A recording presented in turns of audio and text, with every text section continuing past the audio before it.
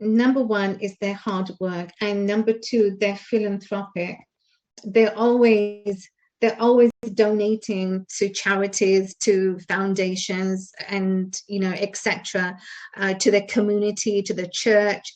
They're always donating because they know the more they give, the more they will get back. But it's not just that they will get back. It's because they have, success is your duty. Success is your duty and is your obligation. The more, and I really love this powerful, actually, I'm going to write this down.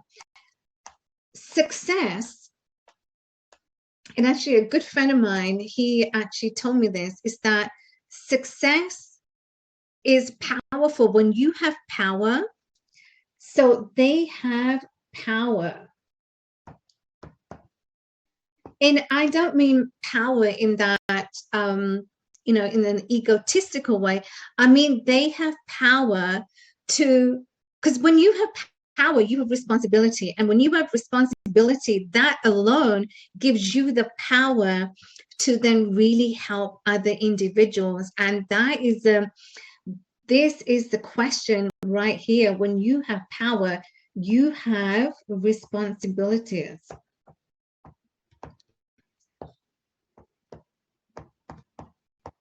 You have responsibilities. And then when you have responsibilities, this alone creates that, the meaningful life that, they lead.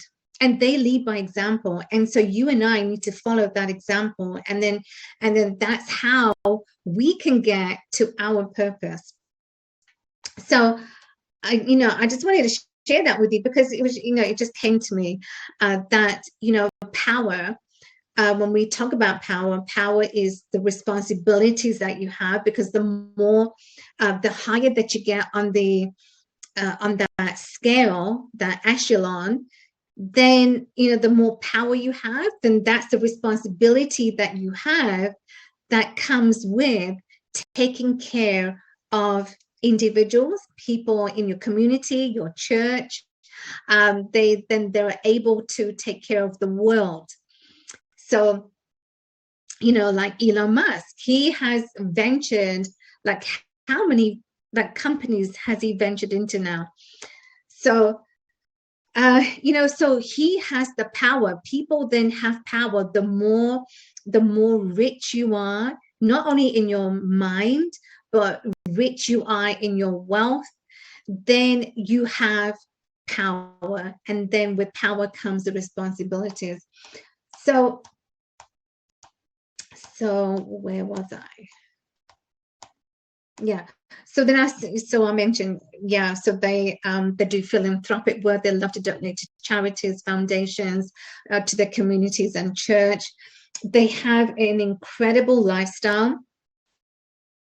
Some of the couples, some of the people that were interviewed by Dr. Joseph Stanley, and I also talked about that they are frugal. I mean, you got to have that frugality in your life. Some like Elizabeth and Tony, and Elizabeth, she, and she clearly depicted that, you buy an expensive dress.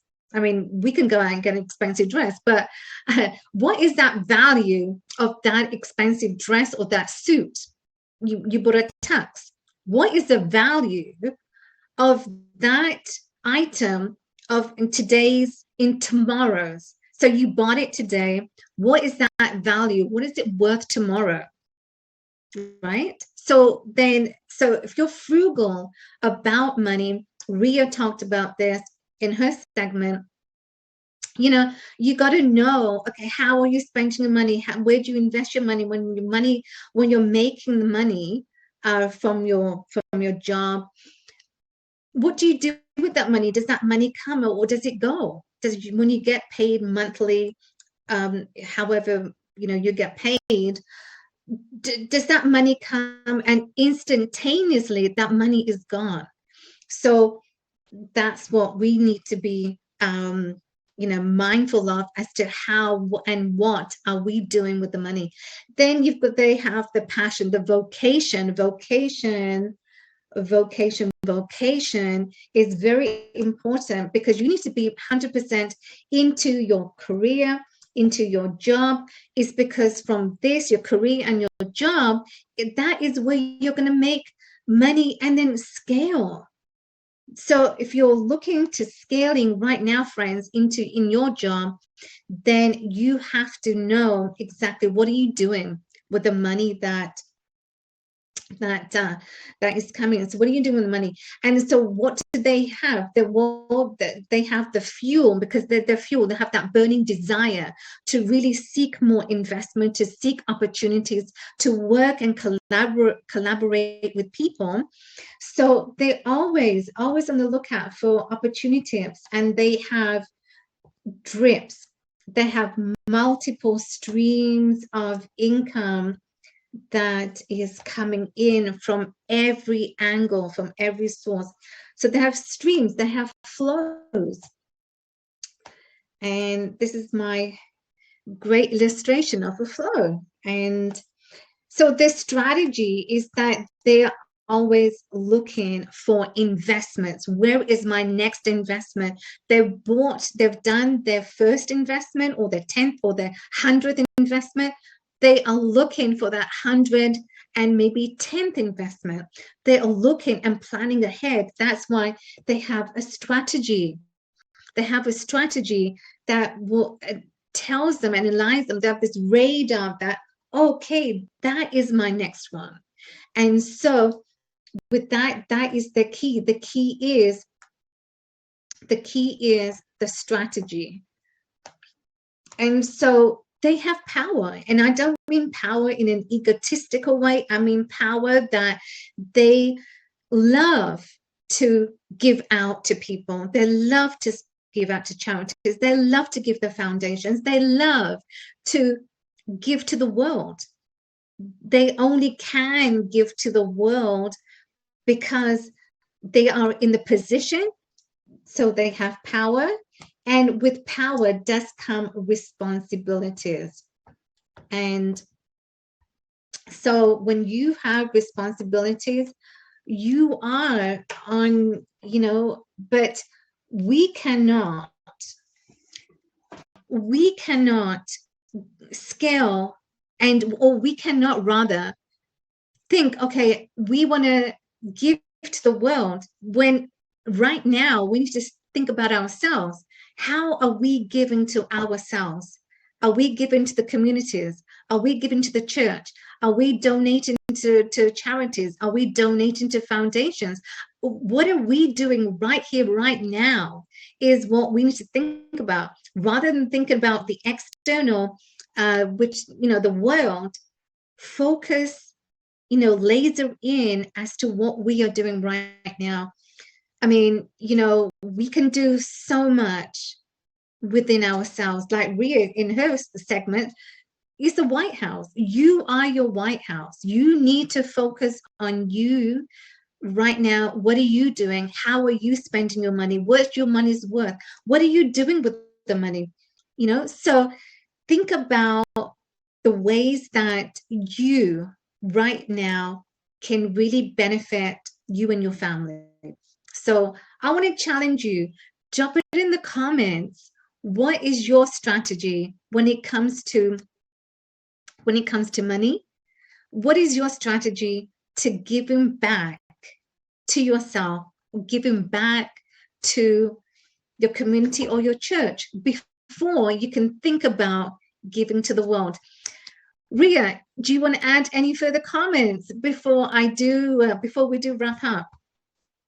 Yes, there's two things that I would like to share. Yes. One is from Warren Buffett. I looked at my stocks yesterday after the 3-day conference in apartment investing, and my mentor Brad says, own assets that grow faster than your dollar is dropping. So when he said dollar is dropping, I'm like, okay, let me see what my stocks is doing. And lo and behold, it's negative 16%. And I'm like, oh my gosh. So the number one lesson I learned from that is from Warren Buffett saying, he said, if you know what you're doing, put your eggs in one basket and watch it grow. I also have stocks that, like I'm not into stocks, but there's 500 companies where you can invest, but I also have like individual stocks too. So I've diversified my stocks, and look what happened when I checked it yesterday. Even if I diversified, I'm down. I'm negative 16. To recoup, to get back to at least even 1%, that takes time. So all the interest, all the money, the profits I've gone, they're lost. Now my money has to work harder for me, and I'm not in control. So to contrast that, stocks with apartment investing, because I know what I'm doing in apartments, I'm not diversified. All I do is just apartments. Apartments in Pennsylvania. We have our apartments in Florida, and we're closing on another apartment next month on a 206 apartment. So that's all what I do is apartments. I'm not diversified. You know what? I just watch it grow. So that's the number one lesson from Warren Buffett. Number two lesson is when you talked about power and the responsibility to give back. And I believe in that. When much is given, and much is given to the billionaires, much is required. So if you see the billionaires, they are very philanthropic. They give back a lot. They give, the museums that we go in there and we take for granted. Why? Because, it's for free. To maintain a museum, the the employees, the taxes, that cost money. And who pays for those? The employees, the taxes, the building maintenance. It's from the funding from all these wealthy philanthropic billionaires. Okay, exactly. So when you are given much responsibility, much is also required. And that's the thing that we're missing. The parks we have, a lot of them are from the funding from these philanthropic billionaires. Exactly. Yeah. So those are the two lessons that I'm sharing with you guys today. Exactly. Thank you, Ria. And you know what, to add to that point, they give back, yes, to the museums, and they also have their names in hospitals. Esther Rosenberg Center for the Pediatric Center, they open wings, they donate money to the hospitals. So they give their time, they give their money, they give their time, and that is so valuable, but sometimes we take that for granted. So I just wanted to challenge you for this segment, is that what are you doing today? What are you going to do today? What action steps will you do today to save you and your family? To how are you going to give back? Are you going to give back? How much will you give back? Are you going to donate? We would love to hear from you in the chat as to what is your action strategy. What's your strategy? What is your action step to that strategy? And we would love to know in the comments below. So friends, we have come to the end of the show, but thank you so much for always joining us. Thank you so much for your valuable time. And time is more valuable than money, and we totally appreciate your time as always. So we will see you tomorrow, same time, same place. So in the meantime, have a great day. May the rest